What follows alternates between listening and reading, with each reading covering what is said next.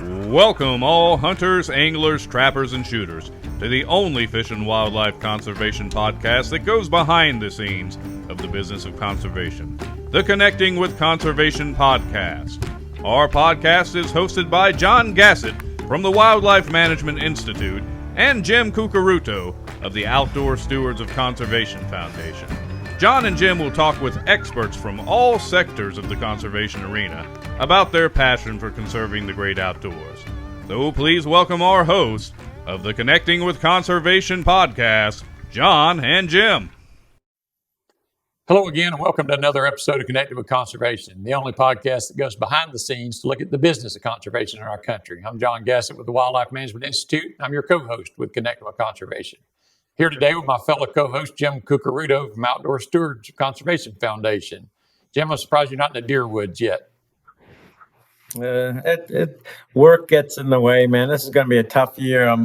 As you know, I'm homeless, just renting places as I'm trying to get my full-time residence, but it's killing me, and thanks for reminding me. But the good news is we get to have fun recording these episodes of Connect with Conservation and informing folks out there all the positive contributions of our hats, our hunters, anglers, trappers, and shooters. And today we're going to be talking about the target shooters part of that hats month gear. And there's really not much of a better way to grow the shooting sports than with youth participation, right? And today we've got Jon Nelson of USA Clay Target League that, in my opinion, does one of the best jobs recruiting that next generation of target shooters. So, Jon, welcome. Thank you for spending some time with us. And I love to hear the story about USA Clay Target League, but why don't you tell us the story of Jon first? Yeah, well, thanks, gentlemen. Appreciate being on the podcast. It's a wonderful opportunity to see how recreational shooting sports contributes to the conservation efforts that you guys are so diligently involved with. So, as Jon Nelson, as president of the USA Clay Target League, I literally have been with the Clay Target League since it started at a kitchen table back in about 2007. And so prior to that, I grew up in the ad agency business. I was creative director at multiple ad agencies in the Twin Cities in Minnesota. And eventually was hired as a creative director for an ad agency that was run by a gentleman named Jim Sable. And Jim Sable and I worked together for about a dozen years until he retired in the early 2000s. And what Jim did after his retirement is went to his local shooting range where he was an avid trap shooter and really determined he was one of the younger persons at his facility at the tender age of about 60. And so a couple years later, Jim got me involved in saying, hey, I've got a handful of kids here. I think we can probably see if we can find a way to start up a school-sponsored sport with kids shooting clay targets. And I've been involved with that league ever since. And so it's been fun to see what's happened to this incredible phenomenon that we've created. Well, I tell you what, the formula is marketing and, interest in the outdoors. You can't have one and not the other. You can't be the best marketer in the world and don't know what end of a gun to look down. And you can't be the best shooter in the world and not know how to market. So you've got the best of both worlds. You really do. I'm so impressed with your communications and not only the communications, but the results you guys are seeing. So why don't you tell us a little bit about the growth in high school. It's high school focused, right? Shooting sports for the most part, or for the most part, yeah. So when we first started the league in 2007, we had 3 area schools, we'll call them at the time, that basically had a handful of kids from each, and that were shooting all at the trap range in Plymouth here in a suburb of Minneapolis. And with those kids participating, we eventually really talk to those kids and talk to their families about what gets you involved in shooting sports and what's the fun of it. And if this were a school-sponsored sport, how could we make that happen? And what we did is we didn't talk to people who were involved in shooting sports in early days. We didn't talk to clay target shooters. We didn't talk to shooting ranges. We didn't talk to many at the DNR. We knew that shooting sports in the hunting industry were on the decline as far as participation for decades. What we did do differently, though, is we started up conversations with the Minnesota State High School League because we wanted clay target shooting to look and smell and taste just like a high school sport. And You would have thought that they would have said to us, you guys are nuts. You're trying to get these kids, trying to get the schools to sponsor a team and hold a shotgun at the same time. This just doesn't sound right. But instead, what they did is the executive director at the time, Dave Stead, understood the shooting sport community. He was an avid hunter, understood the safety of the sport, and he said, here's how you do that. And he told us about lacrosse, about robotics, and other programs that were independent providers at the time of a sport to the high school league, and said, this is how you do it. And so we really put together programs, as rather than have it be really hunting focused and shooting sport focused, is we made it look like, taste like a high school sport. And so we developed programs for lettering and yearbook recognition. And so in our first year in 2008, when we started our Minnesota program, we had 3 teams and 30 kids. Our first state tournament had 20 kids at it. And once we got those teams started, just like a drop in a water glass, is the ripple effect that started to happen when these teams got started throughout the state really started to kick off. And so in about 2012, we had 3,400 kids participating in Minnesota. And what was so fun about that is we got a phone call from Tommy Milner, who was the CEO of Cabela's at that time. And Tommy asked us, what is going on in Minnesota? How did you get 3,400 kids participating on school-sponsored teams? And so Tommy invited us to come down, our entire team, which included Jim and I and his wife Sharon at the time, and we explained to Tommy how this is happening in Minnesota and the interest that continued with it, and that we were getting inquiries from kids in Wisconsin, South Dakota, North Dakota, Iowa that wanted to jump the state border to participate on these other teams. And what we proposed to Tommy at that time was saying, hey, if we could have some financial support, is we could take the Minnesota concept and duplicate that 49 other times in all the other states. And Tommy said, let's go. And Cabela's and now Bass Pro has been a supporter with the Outdoor Fund with us since then. But what we did then is we started up a Wisconsin league. We started North Dakota. We started Kansas. And we saw the growth of these teams. And we quickly became the fastest growing sport in high schools. And so if you fast forward then to 2018, is now all of a sudden we looked at and said, hey, we're graduating a couple thousand kids each year to, and these 70% of these kids are going to college. So how do we continue their shooting sports throughout the college industry? And we started the College Clay Target League. And now we quickly find out that 50% of those kids and 35% of the coaches are participating in our college league. And then we started up a homeschool league, because those kids that can't participate on high school sports because of school policies or state policies, is now they can participate. So now we can appeal to every single kid, every single school, every individual, literally in the entire country. What's happened since then now is this year is we hosted 55,000 plus kids. We have 11,000 plus coaches that are helping these teams. We have 1,970 school-sponsored clay target teams.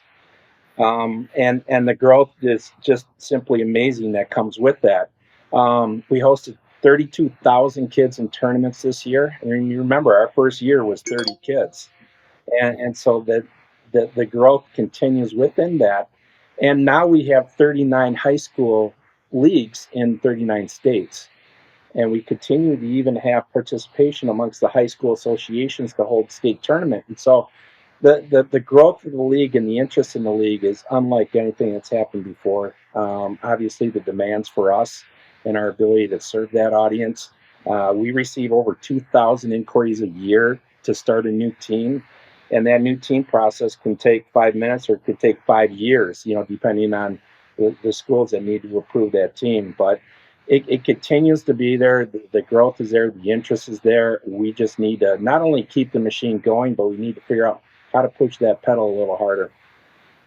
So, John, question. So you're almost 20 years in, obviously tens of thousands of students a year coming through the program, almost 2,000 teams. We have a fairly general audience for our podcast. Talk a little bit about your very impressive safety record. Yeah, so that's the most critical component of this. As you can imagine, as we go into schools and we talk to school boards and we talk to school officials, administrators, superintendents, principals, whatever it is, And the second you say kids, guns, and schools in the same sentence, you can imagine what that first impression is. But what we do tell them, and we utilize the facts that we have in front of us, that during the entire history of this league, is we pulled the trigger more than 300 million times. We've put through over 150,000 student athletes through this program, and we have never had a single reported injury. And so when we ask school officials to compare that safety record with other high school sports, nobody wants to talk about it.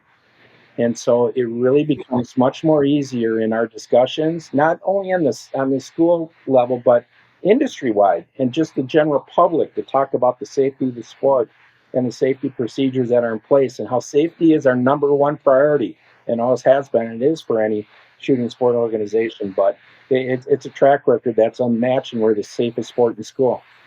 Well, and I know you can't measure this, but I've always thought that shooting sports in schools, whether it's archery, shotgun rifle teams or whatever, in addition to teaching gun safety in the schools and proper gun handling, it teaches discipline, and that carries back to the homes and to when they're with their friends, with their in their homes. They know what firearms are. They're not a lot of the stuff that we have, their accidental shootings in homes and stuff are people who don't know what they're dealing with, don't know what they're handling. But you're teaching these kids, to respect and have discipline when they're around firearms. Well, and the discipline moves over to the personal side and the education of those students. So we know, and there's every single bit of data supports it, that when kids are involved in school-sponsored sports, they do better in life. They tend to go to college, they stay out of trouble, they stay away from alcohol and drugs, they get better grades in schools, they tend to more likely volunteer for efforts, including conservation efforts for kids that are in the outdoors. And when that happens, it also improves the family, at home. And so that's where we see probably the payoff more than anything, is because the discipline of the support of the student athletes and the expectations that are in place, and the coaches and the mentors that are there to teach those kids that certainly goes over into the home life. And not everybody.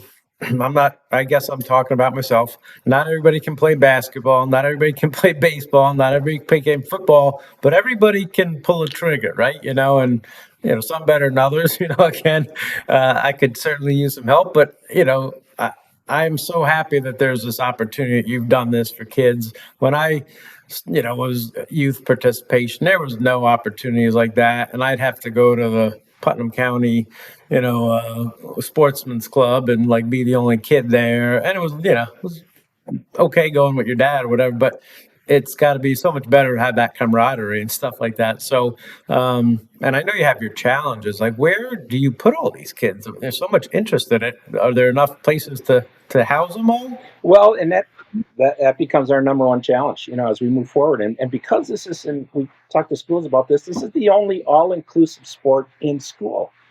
Girls, boys, it doesn't matter what gender. We call it gender neutral because it just doesn't matter within our sport.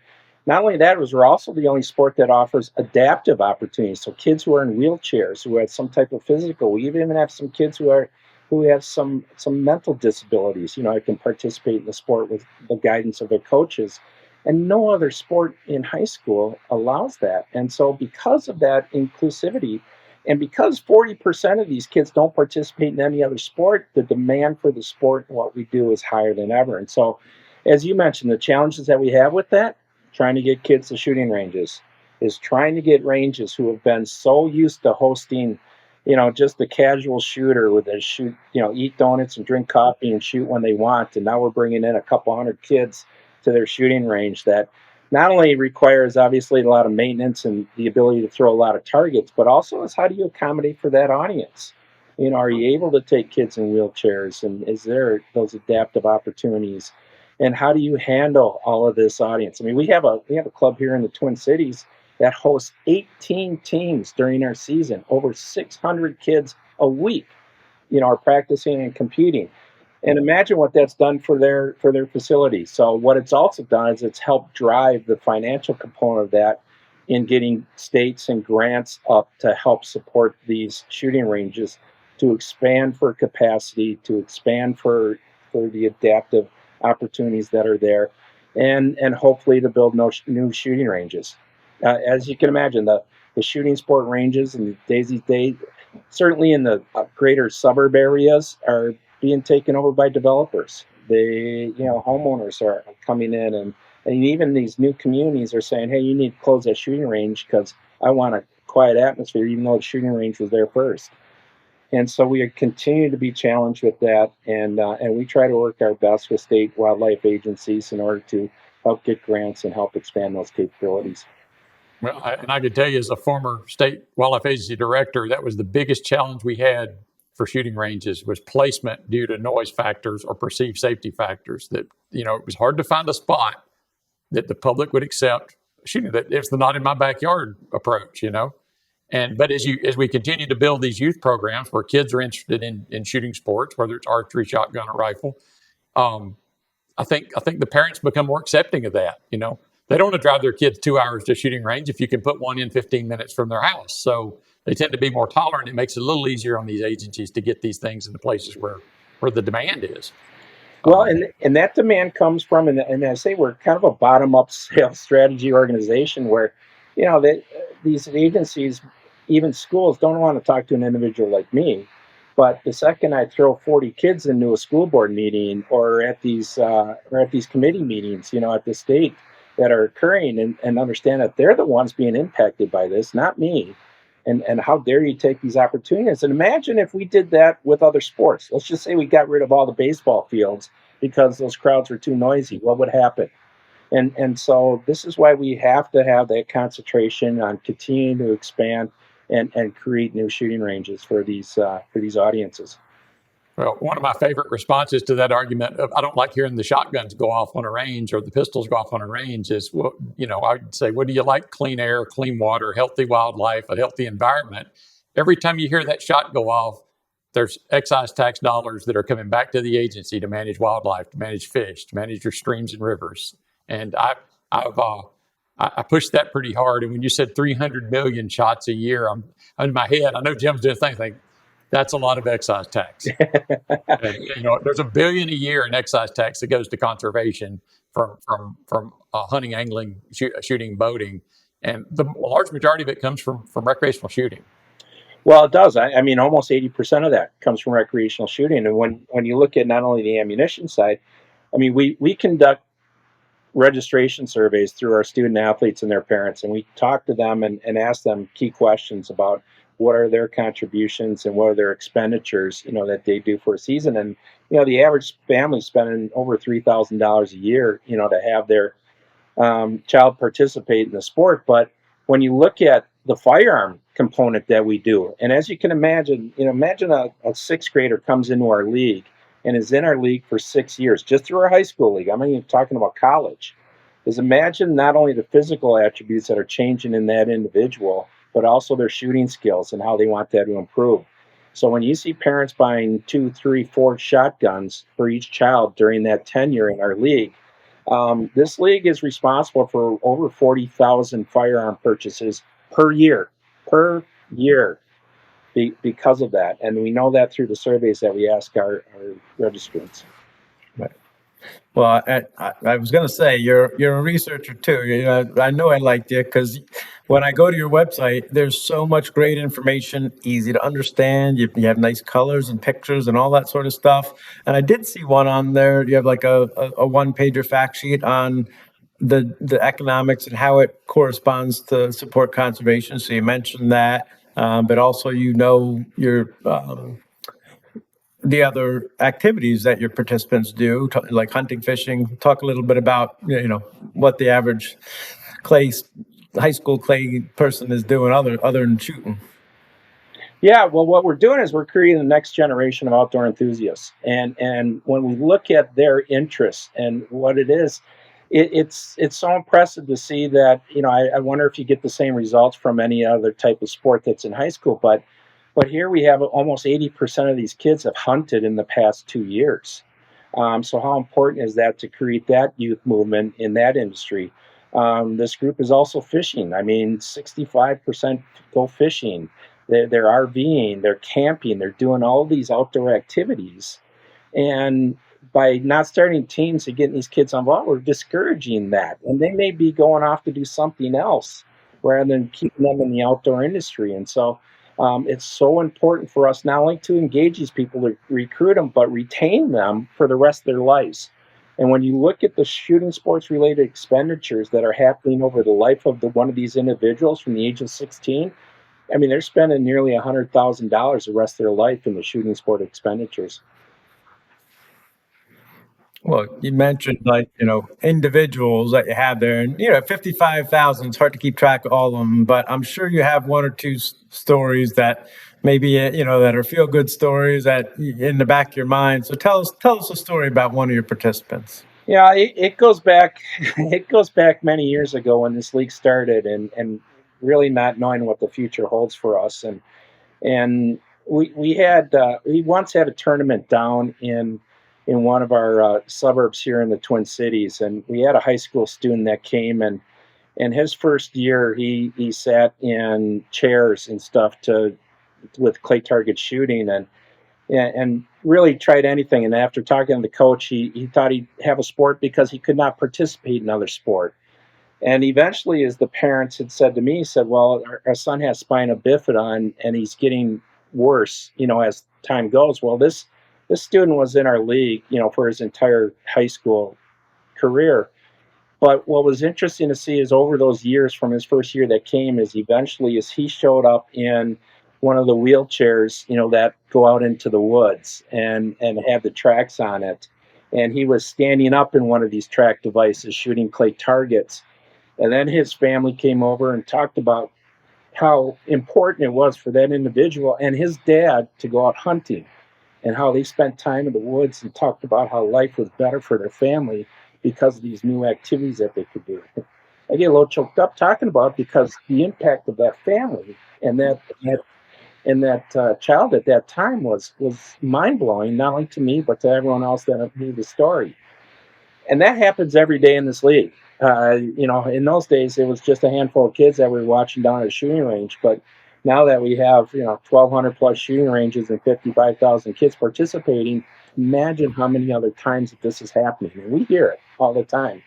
And we see it at our events when we see kids that are, sitting in wheelchairs, or coaches that are standing behind a kid because he's got some type of disability, to shoot the sport. And that's the difference we make it. That's why our mission is what it is. That's why we do what we do, is to help these kids and their families.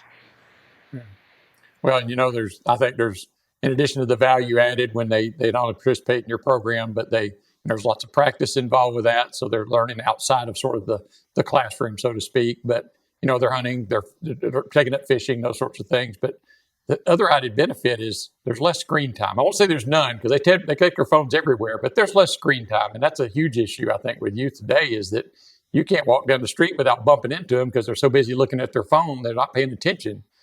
But you put them in the woods after squirrels or on a dove field, and you're not going to be very successful if you're staring at your phone. No, that's for sure.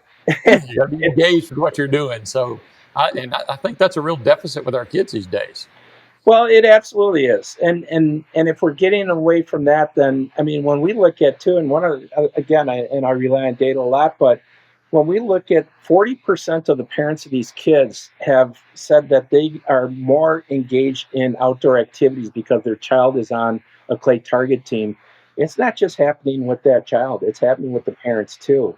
And how many times are they sitting out in the woods, as they sit on the phones? And certainly they're not sitting on their phones when they're shooting clay targets. But again, when you see the camaraderie in it, and it's so much more than hitting clay targets. You see these teams operate, and there's banquets, there's hot dogs at the practice events. They're doing fun events. It's such a camaraderie, and these kids are meeting new friends that they now have a shared passion about a sport that they all love.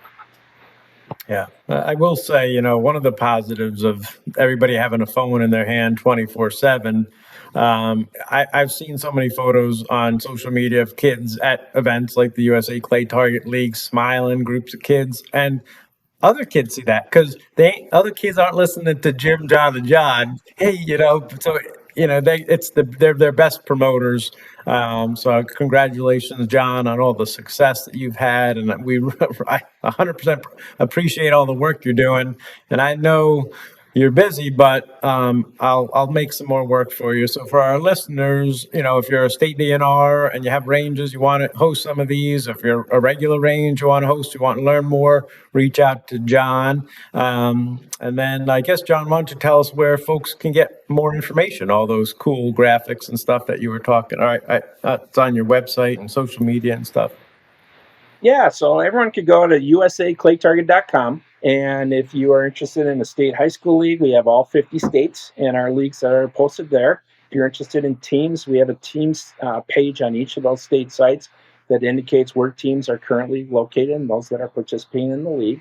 If you want to start a team, we have a start a team button that you simply click on that. We provide all the materials to help you get a team started, and we'll hold your hand right alongside the way in order to get that approval and get your team started. And the easiest part of starting a team is finding the kids that want to participate is the easiest part of starting a team. And so we're more than happy to help with that. Again, it's usaclaytarget.com. So, John, just one follow-up to that is, we primarily discussed you started in the upper Midwest and you kind of radiated from there, but you don't have to list all the states, but what's your range where you cover now? How far do you get into the Southeast or Northeast, any of the Western states? Or? We do. So interesting enough is some of our larger states has always been in the Great Lakes region. Obviously, their outdoor heritage and hunting traditions up there has helped the program a lot. But probably the funnest part, John, has been this will never work in New York. This will never work in California. And you know where our fastest growing state is? New York. Close second is California. We've added teams in Alaska. We've had a team in Hawaii.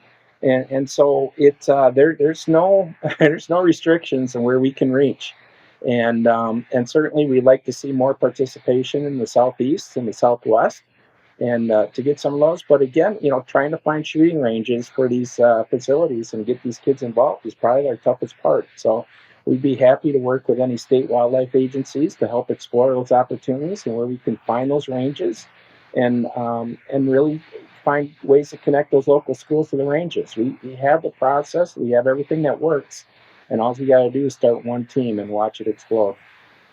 So sort of that'll add is, I think Jesse James used to ask him, why do you rob banks? He goes, well, that's where the money is. Where do you start shooting programs? Where the kids are. If you want to start youth shooting programs, you got to go where the kids are. They're in California, New York, and that's where you got to go. So, and if you want to know what the kids want, you just ask them.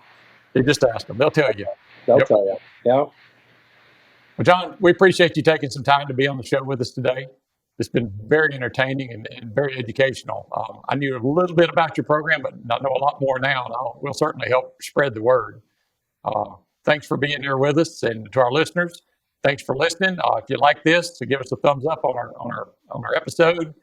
Subscribe if you would. That helps us and it helps you. You'll know when the next episode is going to drop. And other than that, we'll see you in the woods or on the water. Have a good day. Thanks for listening to this episode of the Connecting with Conservation podcast. Please do us a favor and tell your buddies, friends, family, and others about what you've learned here today.